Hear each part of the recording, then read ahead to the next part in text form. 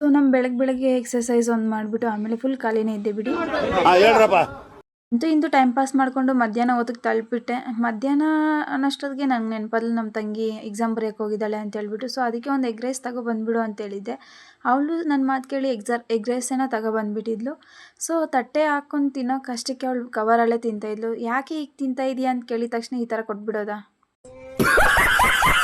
ನನ್ನ ಮಾತು ಅವಳು ಕಿವಿಗೆ ಒಂಚೂರು ಹಾಕ್ಕೊಂಡೆ. ಅವಳಷ್ಟಕ್ಕೆ ಅವಳು ರೀಲ್ಸ್ ನೋಡ್ಕೊಂಡು ತಿನ್ಕೊಂಡಿದ್ಲು. ಸರಿ ಅಂತ ಹೇಳ್ಬಿಟ್ಟು ನಾವು ಬುಕ್ಸ್ ಬೇಕಾಗಿತ್ತು, ಅದಕ್ಕೆ ಬುಕ್ಸ್ ತಗೊಂಬರೋಣ ಅಂತ ಹೇಳ್ಬಿಟ್ಟು ನಾನು ನನ್ನ ತಂಗಿ ಅಂಗಡಿ ಕಡೆ ಹೋದ್ವಿ.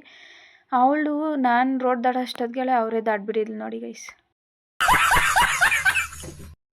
ಸರಿ ಬಿಡು ಆಯ್ತು ಅಂತ ಏನು ಮನಸ್ಸು ತಗೊಂಡೆ, ಬುಕ್ಸ್ ಏನೋ ತಗೊಬಂದ್ಬಿಟ್ಟಿವಿ ಹಾಸ್ಟೆಲ್ಗೆ.